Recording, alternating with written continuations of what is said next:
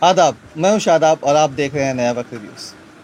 جیسا کہ ہم نے اپنے پچھلے ویڈیو میں آپ سے کہا تھا کہ ہم اپنے ایک نئے سلسلے کی شروعات کی ہے جس میں ہم آپ کے سامنے افسانے اور اس کے تجزیے پیش کریں گے۔ اس سلسلے کی پہلی کڑی میں ہم آپ کے سامنے سعادت حسن منٹو کا افسانہ انجام بخیر بزبانی واصل خان پیش کر چکے ہیں۔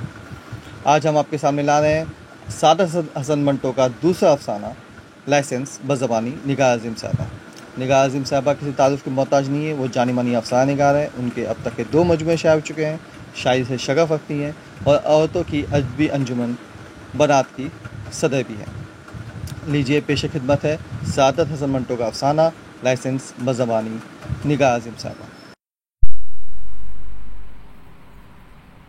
سعادت حسن منٹو کے اس افسانے کا عنوان ہے لائسنس۔ ابو کوچوان بڑا چھیل چھبیلا تھا۔ اس کا تانگا گھوڑا بھی شہر میں نمبر 1 تھا۔ کبھی معمولی سواری نہیں بٹھاتا تھا۔ اس کے لگے بندھے گاہک تھے جن سے اس کو روزانہ 10-15 روپے وصول ہو جاتے تھے، جو ابو کے لیے کافی تھے۔ دوسرے کوچوانوں کی طرح نشہ پانی کی اسے عادت نہیں تھی، لیکن صاف ستھرے کپڑے پہننے اور ہر وقت بانکا بنے رہنے کا اسے بے حد شوق تھا۔ جب اس کا تانگا کسی سڑک پر سے گھنگرو بجاتا گزرتا تو لوگوں کی آنکھیں خود بخود اس کی طرف اڑ جاتی۔ وہ بانکا ابو جا رہا ہے، دیکھو تو کس ٹھاٹ سے بیٹھا ہے، ذرا پگڑی دیکھو کیسی ترچھی بندھی ہے۔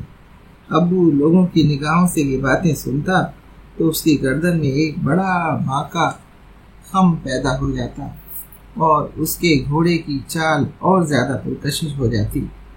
ابو کی ہاتھوں نے گھوڑے کی بانگیں کچھ اس انداز سے پکڑی ہوئی تھیں جیسے اس کو اسے پکڑنے کی ضرورت نہیں۔ ایسا لگتا تھا کہ گھوڑا اشاروں کے بغیر چلا جا رہا ہے، اس کو اپنے مالک کے حکم کی ضرورت نہیں۔ بعض وقت تو ایسا محسوس ہوتا تھا کہ ابو اور اس کا گھوڑا چنی دونوں ایک ہیں، بلکہ سارا تانگا ایک ہستی ہے، اور وہ ہستی ابو کے سوا اور کون ہو سکتی تھی؟ وہ سواریاں جن کو ابو قبول نہیں کرتا تھا، دل ہی دل میں اس کو گالیاں دیتی تھی، بعض بددعا بھی دیتی تھی۔ خدا کرے اس کا گھمنڈ ٹوٹے، اس کا تانگا گھوڑا کسی دریا میں جا گرے۔ ابو کے ہونٹوں پر جو ہلکی ہلکی مونچھوں کی چھاؤں میں رہتے تھے، خود اعتماد سی مسکراہٹ ناچتی رہتی تھی۔ اس کو دیکھ کر کئی کوچوان جل بھن جاتے تھے۔ ابو کی دیکھا دیکھی چند کوچوانوں نے ادھر ادھر سے قرض لے کر تانگے بنوائے، ان کو پیتل کے ساز و سامان سے سجایا، مگر پھر بھی ابو کسی شان پیدا نہ ہو سکے۔ ان کو وہ گاہک نصیب نہ ہو سکے جو ابو کے اور اس کے ٹانگے گھوڑے کے شیدا تھے۔ ایک دن دوپہر کو ابو درخت کی چھاؤں میں تانگے پر بیٹھا اونگ رہا تھا کہ ایک آواز اس کے کانوں میں بھنبھنائی۔ ابو نے آنکھیں کھول کر دیکھا، ایک عورت تانگے کے بم کے پاس کھڑی تھی۔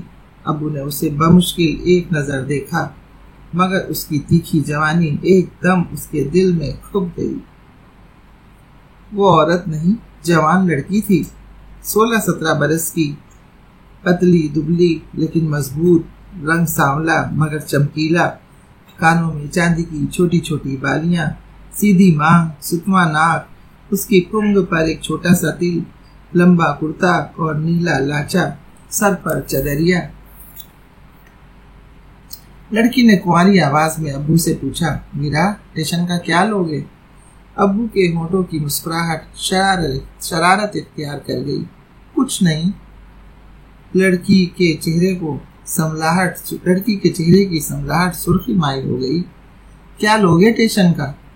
ابو نے اس کو اپنی نظروں میں سموتے ہوئے کہا، تجھ سے کیا لینا ہے بھاگ بھریے، چلا بیٹھ تانگے میں۔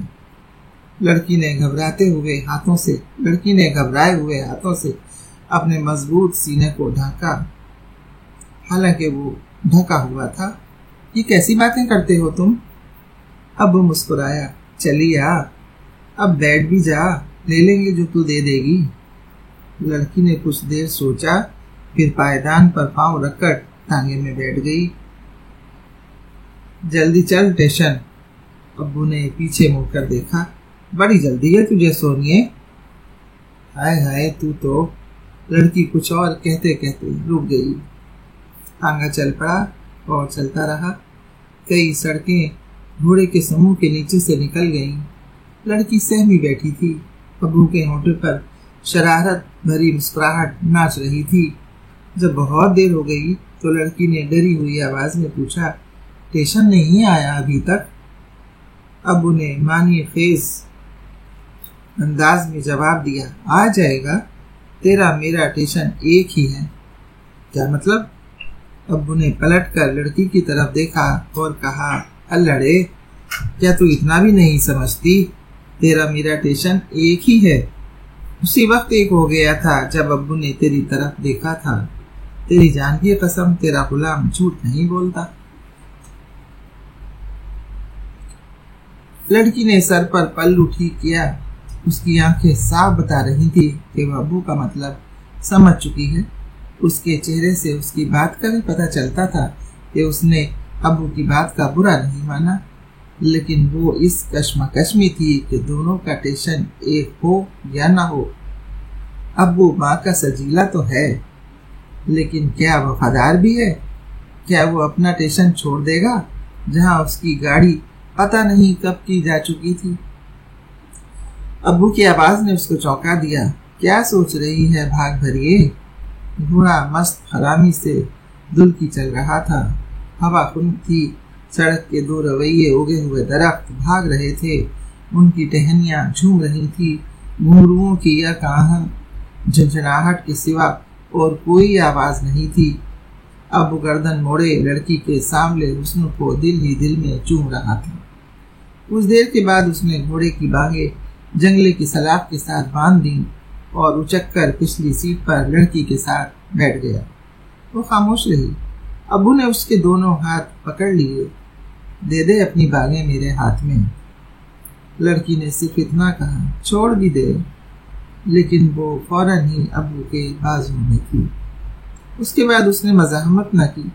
उसका दिल अलबत्ता जोर जोर से खड़खड़ा रहा था, जैसे खुद को छुड़ाकर उड़ जाना चाहता है। अब्बू हौले हौले प्यार भरे लहजे में उसे कहने लगा, ये तांगा घोड़ा मुझे अपनी जान से ज्यादा अजीज था, लेकिन कसम 11वें वाले पीर की ये बेच दूंगा और तेरे लिए सोने के कड़े बनवाऊंगा। आप फटे पुराने कपड़े पहनूंगा, लेकिन तुझे शहजादी बनाकर रखूंगा। कसम वादहुल्ला शरीक की, जिंदगी में ये मेरा पहला प्यार है। तुम मेरी ना बनी तो तेरे सामने गला काट लूंगा अपना। फिर उसने लड़की को अपने से अलहदा कर दिया। जाने क्या हो गया है मुझे, चलो तुम्हें स्टेशन छोड़ा। लड़की ने हौले से कहा, नहीं, अब तुम मुझे हाथ लगा चुके हो। अब्बू की गर्दन झुक गई। मुझे माफ कर दो, मुझसे गलती हुई। निभा लोगे इस गलती को?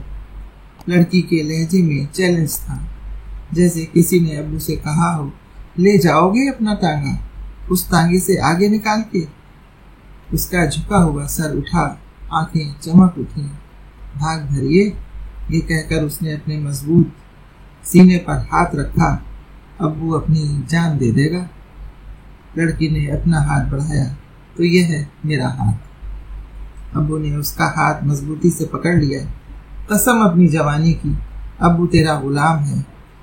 दूसरे रोज अब्बू और उस लड़की का निकाह हो गया। वो जिला गुजरात की मोचन थी। नाम उसका इनायत यानी नेती था। अपने रिश्तेदारों के साथ आई थी।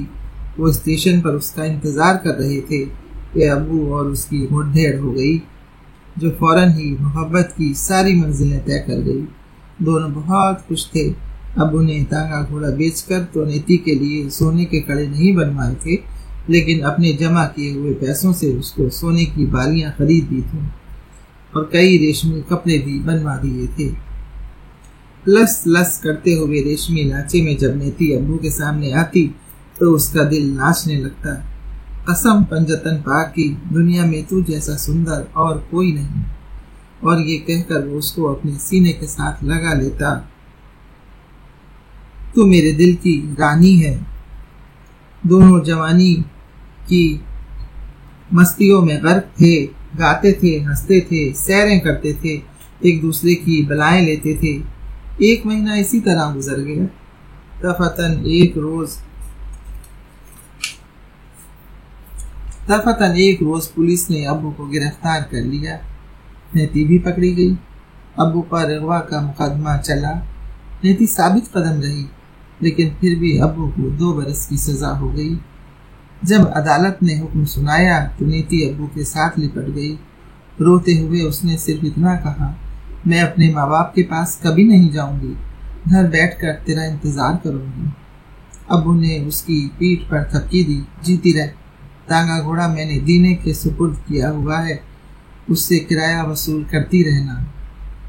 नेती के माँ बाप ने बहुत जोर लगाया, मगर वो उनके साथ न गई। थक हार कर उन्होंने उसको अपने हाल पर छोड़ दिया। नेती अकेली रहने लगी। दीना उसे शाम को 5 रुपए दी जाता था, जो उसके खर्च के लिए काफी थे। इसके अलावा मुकदमे के दौरान में रोजाना 5 रुपए के हिसाब से जो कुछ जमा हुआ था वो भी उसके पास था। हफ्ते में एक बार नेती और अब्बू की मुलाकात जेल में होती थी, जो कि उन दोनों के लिए बहुत ही मुख्तसर थी। नेती के पास जितनी जमा पूंजी थी वो अब्बू को आसाइश से पहुंचाने में सर्फ हो गई। एक मुलाकात में अब्बू ने नेती के गुच्छे कानों की तरफ देखा और पूछा, बालियां कहाँ गई नेती? नेती मुस्कुराई और संतरी की तरफ देखकर अब्बू से कहा, गुम हो गई कहीं। अब्बू ने कदरे गुस्सा होकर कहा, तुम मेरा इतना ख्याल ना रखा करो, जैसा भी हूँ ठीक हूँ। नीति ने कुछ ना कहा। वक्त पूरा हो चुका था। मुस्कुराती हुई वहां से चल दी, मगर घर जाकर बहुत रोई, घंटों आंसू बहाए, क्योंकि अब्बू की सेहत बहुत गिर रही थी। इस मुलाकात में तो वो उसे पहचान न सकी थी। ग्रांडील अब्बू अब घुल घुल कर आधा हो गया था। नीति सोचती थी कि उसको उसका गम खा रहा है। उसकी जुदाई ने अब्बू की ये हालत कर दी है, लेकिन उसको ये मालूम नहीं था कि वो दिल का मरीज है और ये मर्ज उसे विरसे में मिला है। अब्बू का बाप अब्बू से कहीं ज्यादा ग्रांडील था, लेकिन दिल ने उसे चंद रोज में ही कब्र के अंदर पहुंचा दिया था। अब्बू का बड़ा भाई कड़ियल जवान था, मगर ऐन जवानी में इस मर्ज ने उसे दबोच लिया था। खुद अब्बू इस हकीकत से गाफिल था। चुनाचे जेल के अस्पताल में जबकि वो आखिरी सांस ले रहा था, उसने अफसोस भरे लहजे में नीति से कहा, मुझे मालूम होता कि मैं इतनी जल्दी मर जाऊंगा तो कसम वादहुल्ला शरीक की तुझे कभी अपनी बीवी ना बनाता। मैंने तेरे साथ बहुत जुल्म किया, मुझे माफ कर दे। और देख, मेरी एक निशानी है, मेरा तांगा घोड़ा, उसका ख्याल रखना और चन्नी बेटे के सर पर हाथ फेर कर कहना, अब्बू ने तुझे प्यार भेजा है। अब्बू मर गया, नीति का सब कुछ मर गया, मगर वो हौसले वाली औरत थी। इस सदमे को उसने बर्दाश्त कर ही लिया। घर में तने तन्हा पड़ी रहती थी। शाम को दीना आता था और उसे दम दिलासा देता था और कहता था, कुछ फिक्र न करना भाभी, अल्लाह मियाँ के किसी की पेश नहीं चलती, अल्लाह मियाँ के किसी की पेश नहीं चलती। अब्बू मेरा भाई था, मुझसे जो हो सकता है खुदा के हुक्म से करूंगा। शुरू में तो नीति न समझी, पर जब उसके इद्दत के दिन पूरे हुए तो दीने ने साफ लफ्जों में कहा कि वो उससे शादी कर ले। ये सुनकर नीति के जी में आई कि वो उसको धक्का देकर बाहर निकाल दे, मगर उसने सिर्फ इतना कहा, भाई मुझे शादी नहीं करनी। उस दिन से दीने के रवैये में फर्क आ गया। पहले शाम को बिला नागा 5 रुपए अदा करता था, अब कभी 4 देने लगा, कभी 3। बहाना ये कि बहुत मंदा है। फिर 2-2, 3-3 दिन गायब रहने लगा। बहाना ये कि बीमार था या टांगे का कोई कलपुर्जा खराब हो गया था, इसलिए जोड़ ना सका। जब पानी सर से निकल गया तो नीति ने दीने से कहा, भाई दीने, अब तुम तकल्लुफ ना करो, तांगा घोड़ा मेरे हवाले कर दो।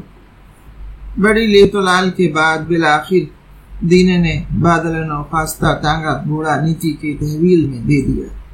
उसने मांझे के सुपुर्द कर दिया, जो अब्बू का दोस्त था। उसने भी कुछ दिनों के बाद शादी की दरख्वास्त की।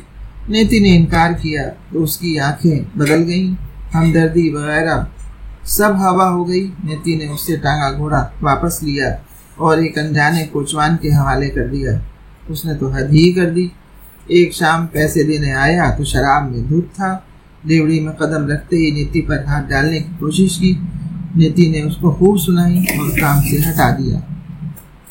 8-10 روز ٹانگا گھوڑا بیکار کھڑا رہا۔ گھاس دانے کا خرچ علیحدہ، طبیلے کا کرایہ علیحدہ۔